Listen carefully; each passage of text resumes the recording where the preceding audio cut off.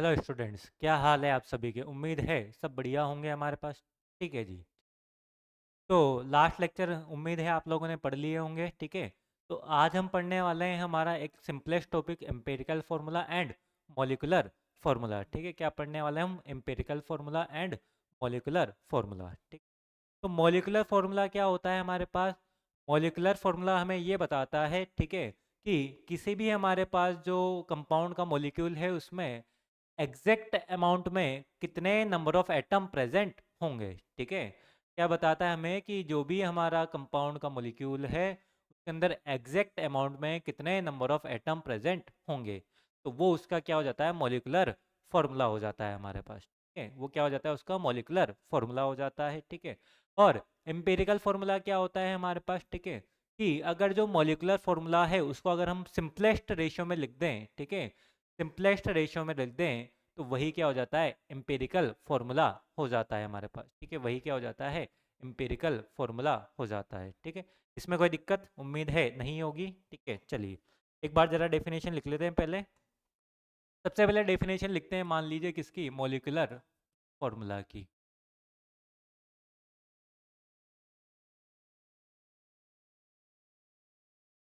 It presents exact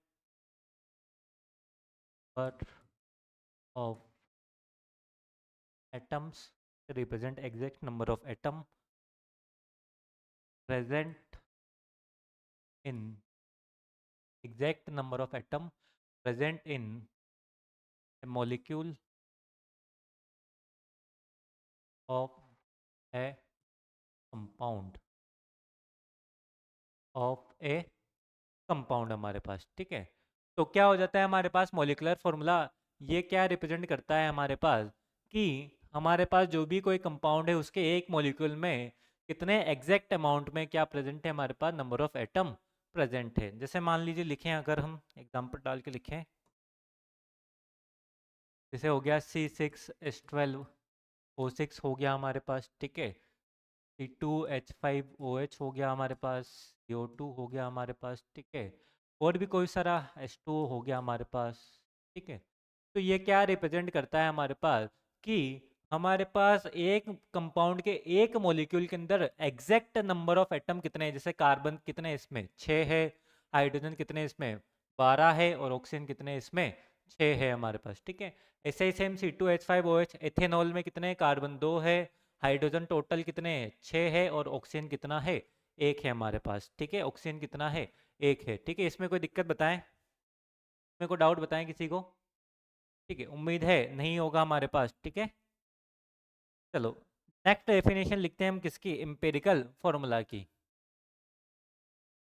ठीक है, empirical formula, empirical formula.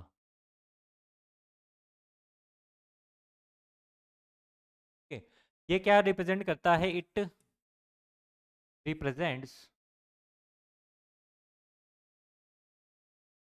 Simplest ratio या simplest number of atom present in a molecule. ठीक है, ये क्या रिप्रेजेंट करता है हमारे पास? It represent simples, simple not simples, simple, it represent simple number of atom present in a molecule. चाहे तो ऑफ अ कंपाउंड भी लिख सकते हैं। ठीक है, ऑफ ए कंपाउंड, यानी एक कंपाउंड के एक मॉलिक्यूल में सिंपलेस्ट नंबर में जो एटम होंगे उसी को क्या बोलते हैं? उसका एम्पेरिकल फॉर्मूला बोलते हैं हमारे पास। ठीक है, उसी को क्या बोलते हैं? उसका एम्पेरिकल फॉर्मूला बोलते हैं। ठीक है, तो जैसे कि मान लो हमारे पास ये है, एग्जाम्पल के फॉर्म में लिखे, मान लीजिए ग्लूकोज है C6H12O6। तो इसका मुझे सिंपलेस्ट फॉर्मूला बनाना है। ठीक है, इसका क्या बनाना है? सिंपलेस्ट फॉर्मूला बनाना है। तो देखो इसमें सब में किससे डिवाइड हो रहा है? 6 से। तो इसका सिंपलेस्ट फॉर्मूला क्या हो जाएगा? CH2O। अब और किसी से डिवाइड हो सकता है क्या? नहीं हो सकता। ठीक है, तो सिंपलेट फॉर्म में रखना है, यानी डिवाइड वगैरह में कुछ नहीं होना चाहिए हमारे पास, ठीक है। तो सिंपलेस्ट फॉर्म में हमको रखना है, तो ये क्या होता है, एम्पेरिकल फॉर्मूला होता है, ठीक है। दोनों में एक रिलेशन भी होता है हमारे पास, जो मोलिकुलर फॉर्मूला है वो क्या होता है, n times of empirical formula होता है, ठीक है। ये जो एम्पेरिकल फॉर्मूला है इसको शॉर्ट में लिख दिया है मैंने EF, ठीक है। और मोलिकुलर फॉर्मूला को शॉर्ट में क्या लिख दिया हम, मोलिकुलर फॉर्मूला MF हमारे पास, ठीक है। Molecular formula and empirical formula, ये कैसे लिख दिया, देखो यहाँ से हम देख सकते हैं कि अगर मुझे क्या निकालना था, एम्पेरिकल फॉर्मूला निकालना था, क्या निकालना था, एम्पेरिकल फॉर्मूला निकालना था। तो क्या करें, जो भी मोलिकुलर फॉर्मूला है उसमें किससे डिवाइड कर दिया, n, और n की वैल्यू यहाँ कितनी थी, 6 थी हमारे पास, ठीक है। n की वैल्यू कितनी थी यहाँ पे, 6 थी, तो उससे क्या कर दिया, इसको डिवाइड कर दिया हमने, ठीक है। उससे क्या कर दिया, इसको डिवाइड कर दिया, तो ये क्या आ जाएगा हमारे पास, यहाँ से एम्पेरिकल फॉर्मूला आ जाएगा। तो ये एक टाइप से हमारा क्या है, फॉर्मूला है, ठीक है। कोई दिक्कत इसमें बताएं किसी को, कोई समस्या इसमें बताएं किसी को, उम्मीद है नहीं होगी, चलिए ठीक है। अब इस पे देखो क्वेश्चन कैसे बनते हैं हमारे पास। क्वेश्चन में हमसे पूछा जाएगा कि बताओ, कोई परसेंटेज दे देगा हमको, ठीक है। तो परसेंटेज से बताना होगा कि एम्पिरिकल फॉर्मूला क्या है, ठीक है, या उसका मॉलिक्यूलर फॉर्मूला क्या है, ठीक है। तो परसेंटेज वगैरह कुछ भी गिवन हो, हमको क्या निकालना है, मोल ही कैलकुलेट करना है, ठीक है। जैसे क्वेश्चन देखते हैं हम, देखो क्वेश्चन लिखा है हमारे पास, ठीक है। क्वेश्चन है, x की वैल्यू कितनी दे रखी है, 40% दे रखी है, ठीक है। x की वैल्यू कितनी है, 40%। y की वैल्यू कितनी है, 60% है, ठीक है। एटॉमिक वेट ऑफ x, ठीक है, x का एटॉमिक वेट कितना दे रखा है, 30 दे रखा है। और एटॉमिक वेट ऑफ y कितना दे रखा है, 20 दे रखा है। क्या पूछा जा रहा है हमसे, फाइंड एम्पिरिकल फॉर्मूला, ठीक है। क्या पूछा जा रहा है हमसे, फाइंड एम्पिरिकल फॉर्मूला, ठीक है। तो हमसे क्या पूछा जा रहा है, एम्पेरिकल फॉर्मूला पूछा जा रहा है, ठीक है। तो देखो क्वेश्चंस करने के लिए हम क्या करें, देखो ठीक है। तो क्वेश्चन करने के लिए हम क्या करेंगे, हमारे पास कि जो भी हमको परसेंटेज में दे रखा है, ठीक है, जो भी हमको परसेंटेज में दे रखा है, हम क्या मान लेंगे, वो उसका क्या दे रखा है, हमको वेट दे रखा है, ठीक है। क्या दे रखा है, उसका वेट दे रखा है। यानी x का वेट कितना मान लेंगे हम, 40, और y का वेट कितना मान लेंगे हम, 60 मान लेंगे, ठीक है। x का वेट 40 और y का कितना, 60 हो जाएगा वेट, ठीक है। तो वेट आ गया, अब इसको क्या करें, यहाँ से मोल कैलकुलेट करें, क्या कैलकुलेट करें, मोल कैलकुलेट करें। और मोल का फॉर्मूला मैंने बताया है, ठीक है, काफ़ी बार, कि मोल क्या होता है, अगर वेट के टर्म में निकालना है तो given weight divide by atomic weight, ठीक है। तो यहाँ देखो ये लिख दिया मैंने, ठीक है। आपको भी ऐसे ही सॉल्व करना है एग्जाम में, पहले लिखें x और फिर लिखें ऐसे y, ठीक है। फिर लिख दिया यहाँ पे, ये y लिख दिया, ठीक है। x का अमाउंट कितना है, 40 है, और ये कितना है, 60, परसेंटेज हटा दें, ठीक है। इसके बाद एटॉमिक, अब मुझे मोल निकालने, तो क्या करें, 40 divide by atomic weight of x कितना है, 30, एटॉमिक वेट ऑफ y कितना है, 20 है, ठीक है। इसी को आगे सोल्व करें, क्या होगा देखो, यहाँ से तो कितना हो जाएगा, 4/3 हो जाएगा, और ये कितना हो जाएगा, ओनली 3 हो जाएगा क्या, ठीक है। यानी x के तो कितना आया, 4/3 आया, और y कितना आया, 3 आया, ठीक है। अब हमने तो कहा था कि हमको किसके फॉर्म में चाहिए होता है, एम्पेरिकल फॉर्मूला सिंपलेस्ट फॉर्म में चाहिए होता है, ठीक है। सिंपलेस्ट का मतलब डिवाइड में कुछ नहीं होना चाहिए उसके, ठीक है, डिवाइड वगैरह में कुछ भी नहीं होना चाहिए, पॉइंट्स वगैरह नहीं होने चाहिए उसमें, ठीक है। एकदम सिंपल नंबर होना चाहिए, जैसे 1 2 3 4 10 11 5 ऐसा नंबर होना चाहिए, ठीक है। फ्रैक्शन में नहीं होना चाहिए वो चीज़। तो यहाँ तो फ्रैक्शन में कितना है, 3 है, तो इसको क्या कर दें, इस पूरे को 3 से मल्टीप्लाई कर दें। तो पूरे को 3 से मल्टीप्लाई करेंगे तो ये 3 से 3 कैंसिल हो जाए, कितना हो जाएगा, 9 हो जाएगा, ये कितना हो जाएगा, 9। तो यहाँ पे x की वैल्यू कितनी आई, 4, और y की वैल्यू क्या आई, 9। यानी जो हमारा एम्पेरिकल फॉर्मूला है वो क्या हो जाएगा, x4 और y9, ठीक है। जो भी वैल्यू आए उसको यहाँ इनके नीचे लिख दें, ठीक है। यही हमारा क्या है, एम्पेरिकल फॉर्मूला है, x4 y9, ठीक है। कोई दिक्कत इसमें बताओ, बताओ किसी को, कोई डाउट इसमें बताएं किसी को, उम्मीद है नहीं होंगे, ठीक है। एक बार जरा नोट कर ले इसको,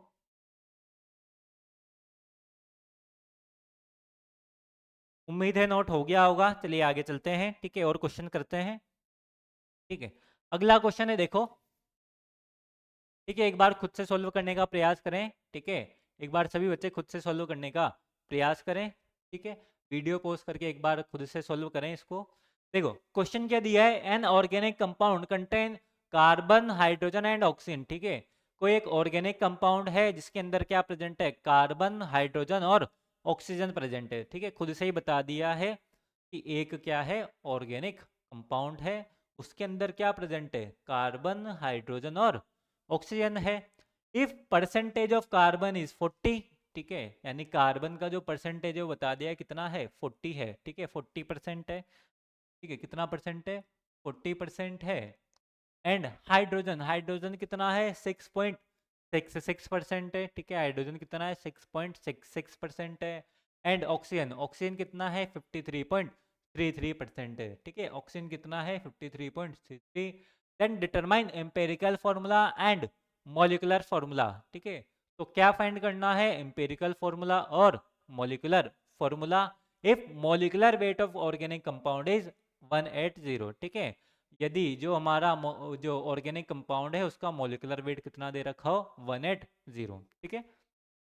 तो इस मॉलिकुलर वेट से वगैरह से घबराने की जरूरत नहीं है। हम सबसे पहले क्या करें, जो अभी सीखा है हमने वही करेंगे। सबसे पहले लिखा है कार्बन, ठीक है, फिर हाइड्रोजन और फिर क्या लिखा, ऑक्सीजन लिखा, ठीक है। कार्बन, हाइड्रोजन और ऑक्सीजन लिखा हमने, ठीक है। कार्बन, हाइड्रोजन और ऑक्सीजन। कार्बन कितना दे रखा है हमको, देखो यहाँ लिख दे 40। हाइड्रोजन कितना दिया है, 6.66। ऑक्सीजन कितना दिया है, 53.33, ठीक है। तो ये तो क्या दे रखा है, इनका परसेंटेज दे रखा है। क्या निकाले हम, मोल निकाले। तो मोल के लिए क्या कर देंगे, 40 डिवाइड बाई इसका एटॉमिक वेट, ठीक है। तो कार्बन का एटॉमिक वेट कितना होता है जरा बताएं, 12 डिवाइड बाई हाइड्रोजन का एटॉमिक वेट, हाइड्रोजन का एटॉमिक वेट कितना होगा, 1 होता है, ठीक है। के बाद ऑक्सीजन का एटॉमिक वेट कितना होता है, 16 होता है, ठीक है। कितना होता है, 16। तो जरा डिवाइड करें, कितना होगा जरा डिवाइड करके बताएं। 3.33 होगा क्या, ये 1 से डिवाइड करेंगे 6.66 ही रहेगा। को 16 से डिवाइड करें,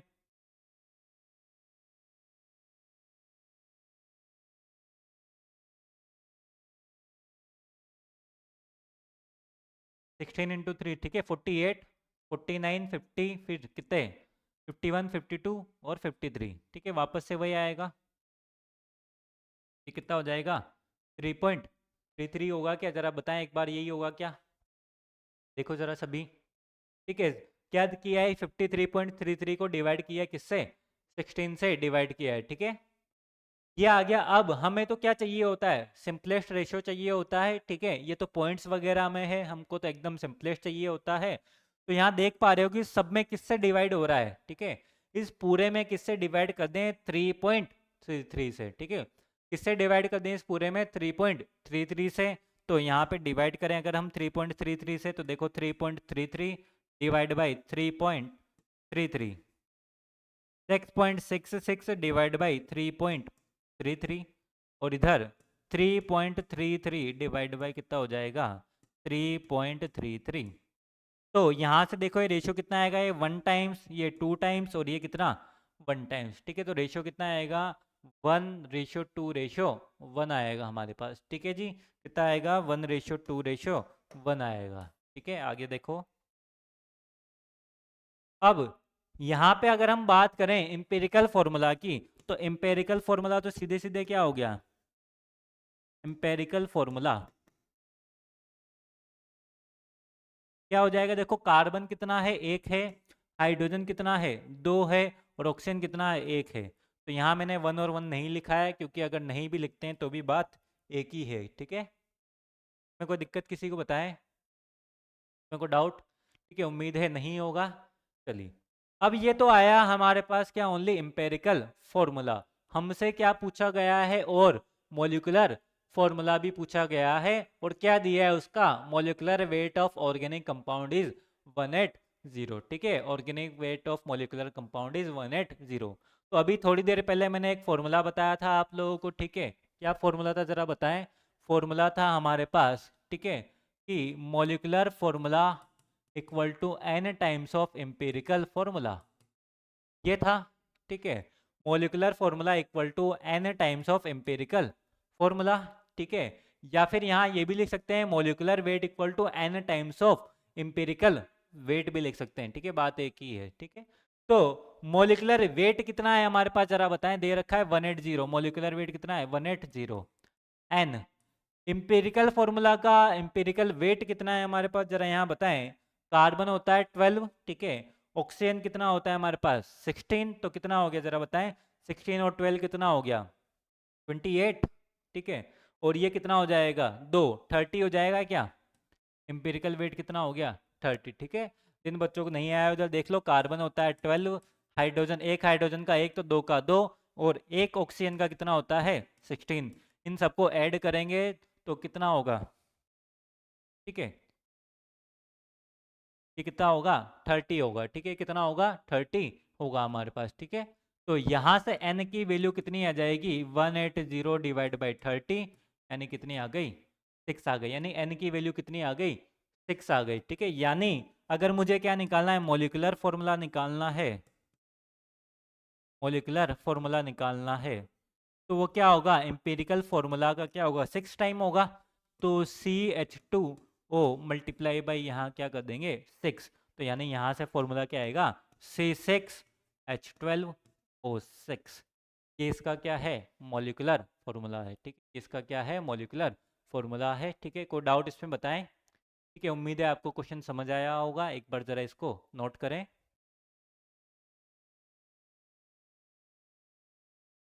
चलिए, नोट हो गया होगा आप लोगों का, आगे चलते हैं क्वेश्चन पे, ठीक है?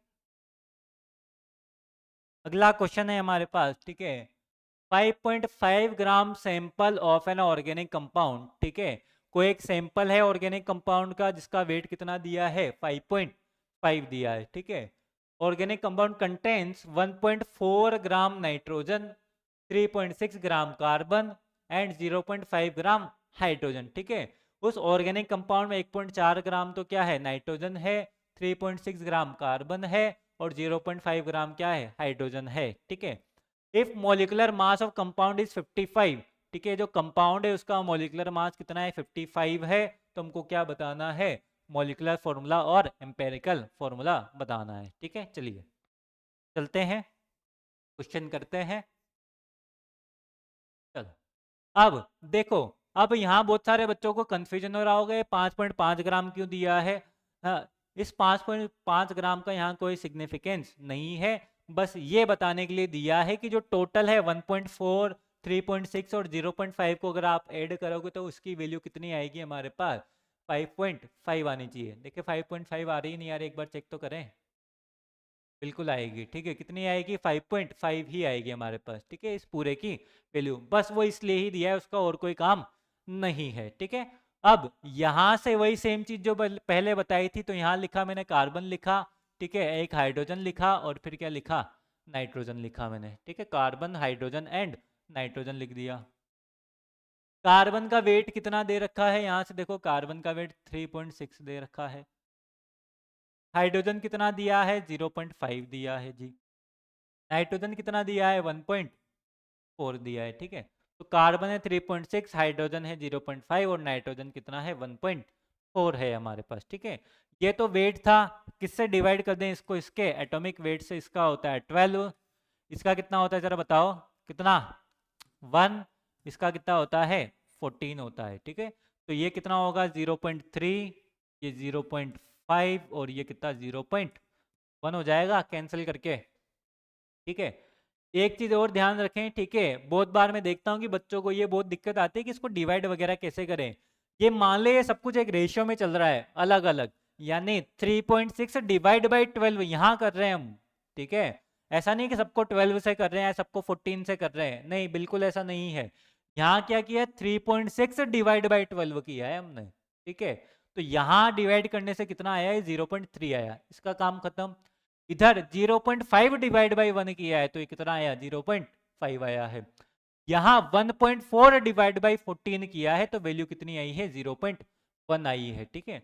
अब हम बोल रहे हैं कि इस पूरे जो भी आया है सबको किससे मल्टीप्लाई कर दें, हम 10 से मल्टीप्लाई कर दें, तो क्या होगा सबका पॉइंट कैंसिल आउट हो जाएगा क्या, सबका पॉइंट कैंसिल, ठीक है। यानी इस पूरी को क्या किया हमने 10 से मल्टीप्लाई किया है, यानी 0.3 मल्टीप्लाई बाई 10, 0.5 मल्टीप्लाई बाई 10 और 0.1 मल्टीप्लाई बाई 10, तो सब जगह क्या होगा, पॉइंट से पॉइंट कैंसिल हो जाएगा। तो कार्बन की वैल्यू कितनी आ गई 3, हाइड्रोजन की वैल्यू आ गई 5 और नाइट्रोजन की वैल्यू कितनी है 1 है। ठीक है, तो ये क्या है इसका एम्पेरिकल फॉर्मूला है। ठीक है, ये क्या है इसका एम्पेरिकल फॉर्मूला है। इसमें कोई दिक्कत किसी को बताएं, इसमें कोई समस्या नहीं। ठीक है, तो ये तो क्या है इसका एम्पेरिकल फॉर्मूला आया है। हमसे क्या पूछा है, इसका मॉलिक्यूलर फॉर्मूला भी पूछा है। ठीक है, तो हम जानते हैं कि molecular formula equal to n times of क्या होता है एम्पेरिकल फॉर्मूला, क्या molecular weight equal to n times of empirical weight, दोनों बात एक ही है। ठीक है, तो मॉलिक्यूलर वेट कितना दे रखा है हमको, इसका देखो जरा बताएं, 55 दे रखा है। ठीक है, इधर करते हैं जरा एक बार, देखिए कि इधर सॉल्व करते हैं हम। ठीक है, तो देखो 55 है। ठीक है, एन की वैल्यू नहीं पता, एम्पिरिकल वेट, इसका जरा एम्पिरिकल वेट निकालें हम। ठीक है, तो यहाँ देखें इधर साइड में 3 कार्बन, तो 3 कार्बन है, एक कार्बन का वेट होता है 12 और 3 का कितना हो जाएगा 36। हाइड्रोजन कितने 5 है, तो कितना हो जाएगा 5, और नाइट्रोजन 1 है तो नाइट्रोजन का कितना हो जाएगा 14 हो जाएगा। इसको जब ऐड करेंगे तो कितना होगा, ये 55 होगा क्या, कितना होगा ये 55 होगा। तो यहाँ किससे मल्टीप्लाई कर दें इसको 55 से, तो एन की वैल्यू कितनी आएगी 1। यानी जब अगर मैं लिखने जाऊँ क्या मॉलिक्यूलर फॉर्मूला, क्या लिखने जाएं इसका मॉलिक्यूलर फॉर्मूला लिखने जाएं, तो वो क्या हो जाएगा, यहाँ पे जो दे रखा है C3H5N की, यहाँ पे क्या ब्रैकेट में 1, तो इसका मतलब एम्पिरिकल फॉर्मूला और मॉलिक्यूलर फॉर्मूला दोनों क्या होंगे सेम होंगे। ठीक है, क्या होंगे सेम होंगे। तो अब आप लोगों के मन में आ रहा हो क्या दोनों सेम हो सकते हैं, बिल्कुल दोनों सेम हो सकते हैं। ठीक है, एम्पिरिकल फॉर्मूला और मॉलिक्यूलर फॉर्मूला दोनों सेम हो सकते हैं हमारे पास। ठीक है, दोनों क्या हो सकते हैं सेम हो सकते हैं। इसमें कोई समस्या किसी बच्चे को, उम्मीद है नहीं होगी, एक बार जरा नोट करें इसको। ठीक है, उम्मीद है नोट हो गया होगा। चलिए आगे चलते हैं हम। उसके बाद देखिए क्वेश्चन दे रखा है एक और हमें।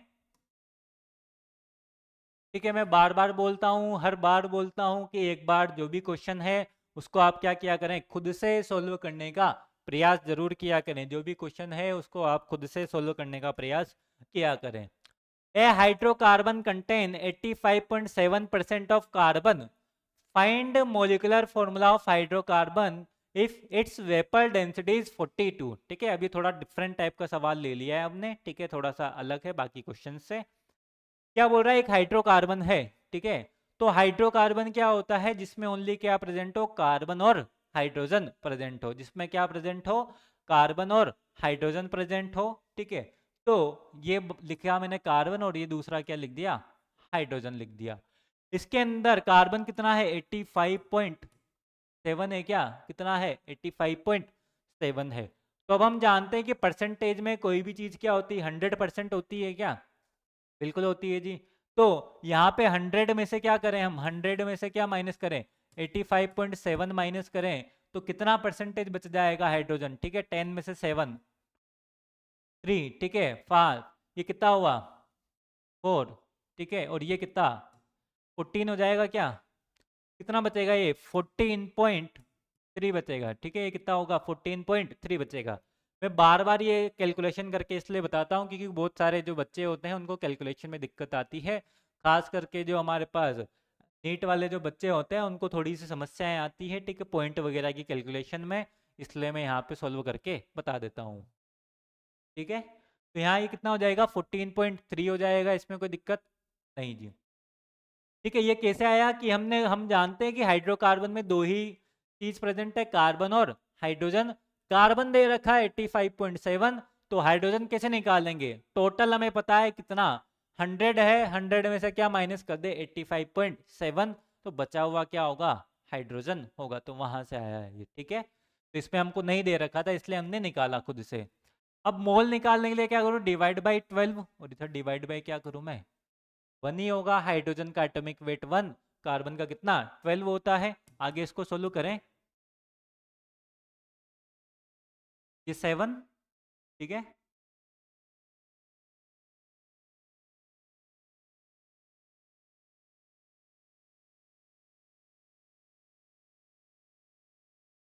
ये होगा ये लगभग, ठीक है 7.14 होगा, 12 से डिवाइड किया है इसको हमने, ठीक है तो पहले 7 टाइम्स, ठीक है 84, 1 यहाँ पे गया कैरी हमारे पास, तो 12 से डिवाइड किया, 1 टाइम्स बचा हमारे पास, ठीक है फिर 13 14 15 16 17 5 बचा, तो कितना 50 डिवाइड बाई 12 करेंगे तो कितना 4 टाइम्स जाएगा हमारे पास, तो 7.14 हो गया, और इधर कितना है 14.3, तो 14.3 को मैं अप्रोक्सीमेट ये लिख सकता हूँ क्या, ठीक है बहुत सारे बच्चों के मन में आ गई ये क्यों लिखा, क्योंकि भाई हमको यहाँ डिवाइड करना है, तो हमने 0.3 को क्या लिख दिया अप्रोक्स 0.28 लिख दिया, ताकि यहाँ पे क्या हो जाए पूरी बार कैंसल आउट हो जाए। तो सर हमें कैसे पता लगेगा एग्जाम में कि हमको करना है, ठीक है ये धीरे धीरे आपके माइंड में हैबिट डेवलप हो जाएगी, और अगर आपको अभी नहीं पता लग रहा है तो कोई बात नहीं, आप सिंपल जैसे डिवाइड करते हैं वैसे डिवाइड करके देख लें हमारे पास, ठीक है तो इस पूरे को हम 7.14 से अगर डिवाइड करें तो ये कितना आएगा, इधर तो 1 आएगा और इधर कितना आएगा वैल्यू, तो आएगी क्या, क्योंकि वो जस्ट उसका क्या है डबल है, ठीक है और अगर यहाँ 0.28 नहीं लिखे 0.3 भी लिखेंगे तो भी हम इतना तो समझ ही सकते हैं, 7 का दुगना कितना होता है 14 होता है, ठीक है और 14 का दुगना कितना होता है हमारे पास पॉइंट मतलब 28 हो जाएगा, तो वहाँ 28 अप्रोक्स इसके बराबर है 0.30 के ही बराबर है, तो हम चाहें तो सीधे सीधे ये ना लिखें और 14.3 लिखें तो भी हमारा क्वेश्चन हो जाएगा, ठीक है तो ये कितना बन गया हमारे पास, यानी इसका एम्पिरिकल फॉर्मूला कितना हो गया CH2, ठीक है ये इसका क्या है एम्पिरिकल फॉर्मूला है, ठीक है अब यहाँ देखें एक चीज देखें थोड़ी सी, जो लास्ट लेक्चर में हमने पढ़ी थी कि वेपर डेंसिटी क्या होती है, ठीक है उसका यहाँ पे यूज आ रहा है, ठीक है तो लास्ट क्लास में मैंने बताया था वेपर डेंसिटी का फॉर्मूला क्या होता है, मोलिकुलर मास डिवाइड बाय क्या होता है, बोलो जरा एक बार, मोलिकुलर मास डिवाइड बाय क्या होता है, 2 होता है क्या, बिल्कुल होता है मोलिकुलर मास डिवाइड बाय 2, तो मोलिकुलर मास कितना हो जाएगा 2 टाइम्स ऑफ वेपर डेंसिटी हो जाएगा, तो 2 टाइम्स ऑफ वेपर डेंसिटी दी कितनी है हमको 42, तो यहाँ से कितना हो जाएगा ये 84 ग्राम हो जाएगा, ठीक है तो मॉलिक्यूलर मास, इससे पिछले क्वेश्चंस में और इस क्वेश्चन में क्या डिफरेंस है कि पुराने क्वेश्चन में हमको मॉलिक्यूलर मास दे रखा था, लेकिन यहाँ हमको नहीं दे के क्या दिया है वेपर डेंसिटी, तो हम जानते हैं कि वेपर डेंसिटी इक्वल टू क्या होता है मॉलिक्यूलर मास डिवाइड बाई 2 होता है, तो वही किया हमने यहाँ से, तो क्या आ गया हमारे पास मॉलिक्यूलर मास आ गया, ठीक है अब मॉलिक्यूलर मास क्यों निकाला, क्योंकि हमको क्या निकालना है इसका मॉलिक्यूलर फॉर्मूला निकालना है, ठीक है तो अभी मैंने बताया थोड़ी देर पहले कि अगर मॉलिकुलर वेट, ठीक है इस बार वेट में लिखते हैं, इक्वल टू n टाइम्स क्या होता है एम्पिरिकल वेट होता है क्या, या molecular formula equal to n times of empirical formula, तो मॉलिकुलर वेट कितना आया हमारे पास 84 n टाइम्स इंपेरिकल वेट कितना होगा, इंपेरिकल फॉर्मूला ये है, ठीक है इसका वेट कितना होगा, कार्बन का होता है 12 और एक हाइड्रोजन का एक, तो 2 का कितना 2 हो जाएगा, तो 12 प्लस 2 कितना हो जाएगा 14 हो जाएगा, ठीक है मैं पहले ही बता दूं सभी बच्चों को, अगर जिनने पहले के लेक्चर्स नहीं देखे हैं तो पहले के लेक्चर देखें, क्योंकि ये पुराने लेक्चर से रिलेटेड है कि हम कैसे इसका हम क्या निकाल दे रहे हैं मॉलिक्यूलर फॉर्मूला सीधे सीधे निकाल दे रहे हैं, वेपर डेंसिटी क्या होती है, हम यहाँ मोल कैसे निकाल दे रहे हैं, ठीक है तो जिन बच्चों ने पहले लेक्चर्स नहीं देखे हैं उनको पहले ज़रूर देखें, तभी आपको आज का लेक्चर समझ में आएगा, ठीक है क्योंकि मोल में जो सारी चीजें हैं वो आपस में क्या है इंटर कनेक्टेड है, ठीक है यानी आपको आज का लेक्चर पढ़ने के लिए पिछले जो भी लेक्चर्स हैं वो सारे आपको पता होने चाहिए, ठीक है तो इसको आगे करते हैं, कितने टाइम जाएगा बताइए, 6 टाइम जाएगा क्या, ठीक है कितने टाइम जाएगा ये 6 टाइम, कैसे 84 डिवाइड बाई 14 करेंगे तो कितनी आएगी वैल्यू n की 6 आएगी, अब मुझे क्या निकालना है मोलिकुलर फॉर्मूला निकालना है, तो हम जानते हैं वो क्या होता है एम्पिरिकल फॉर्मूला जो है उसी को क्या कर दें n टाइम्स कर दें CH2 n हो जाएगा, ठीक है ये कैसे लिख दे रहे हैं, ये n यहाँ लिखे या यहाँ लिखे बात एक ही है हमारे पास, ठीक है तो क्या हो जाएगा यहाँ पे n की वैल्यू क्या रखें हम 6 रखें, तो वैल्यू क्या हो जाएगी C6H12, ये इसका क्या है मॉलिकुलर फॉर्मूला है, ठीक है ये इसका क्या है मॉलिकुलर फॉर्मूला है C6H12, ये कैसे किया, जो CH2 था बाहर क्या था 6, यानी ये मल्टीप्लाई में है, तो एक कार्बन इंटू 6 करेंगे 6 कार्बन, 2 हाइड्रोजन इंटू 6 करेंगे कितना हाइड्रोजन आ जाएगा, 12 हाइड्रोजन आ जाएगा। ठीक है, कोई दिक्कत इसमें बताएं किसी को? ठीक है, एक बार नोट करें जरा इसी को। उम्मीद है आप सभी लोगों ने नोट कर लिया होगा। ठीक है, तो हम चलते हैं आज के लास्ट क्वेश्चन पे।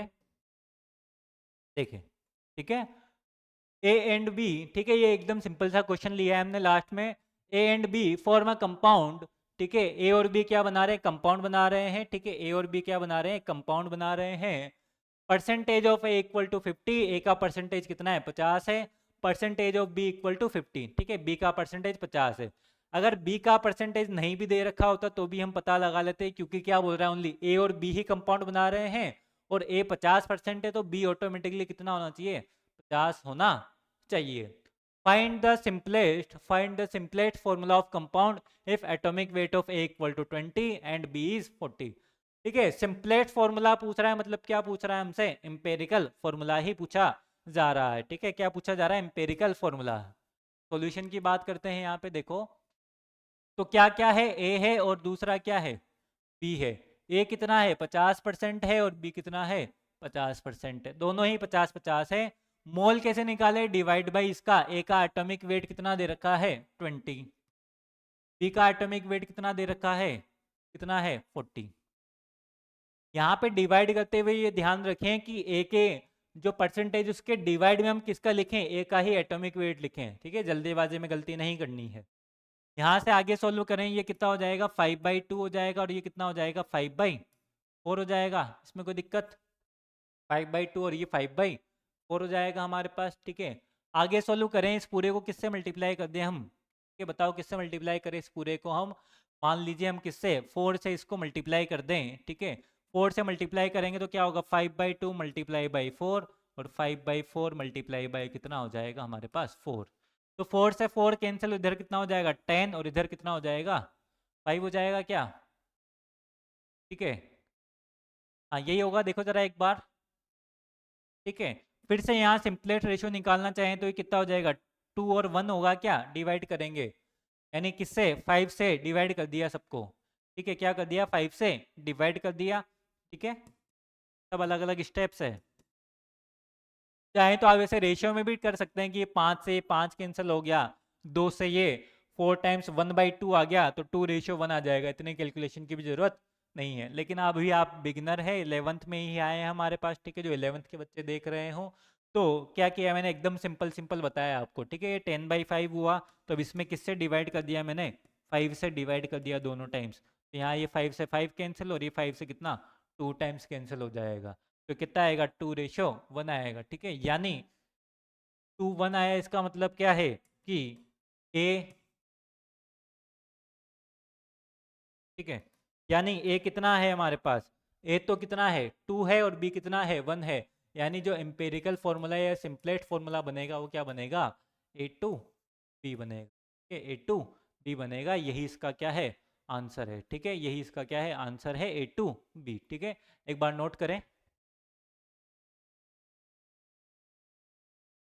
ठीक है, उम्मीद है नोट हो गया होगा। ठीक है, तो आज का लेक्चर हम यहीं पे समाप्त करते हैं। उम्मीद है आपको समझ आया होगा कि एम्पिरिकल फार्मूला क्या होता है, मॉलिक्यूलर फार्मूला क्या होता है, एम्पिरिकल फार्मूला कैसे कैलकुलेट करते हैं, और मॉलिक्यूलर फार्मूला कैसे कैलकुलेट करते हैं। ठीक है, जो आगे आने वाली क्लास है उसमें हम स्टाइक्योमेट्री के बारे में पढ़ेंगे, और लिमिटिंग रिएजेंट और एक्सेस रिएजेंट के बारे में पढ़ेंगे, जो इम्पोर्टेंट टॉपिक भी है हमारे पूरे मोल कॉन्सेप्ट का। ठीक है, तो तब तक के लिए आप सभी लोग बच्चे पढ़ते रहें, मस्त रहें और व्यस्त रहें। मिलते हैं आपसे अगली क्लास में। ठीक है, चलिए।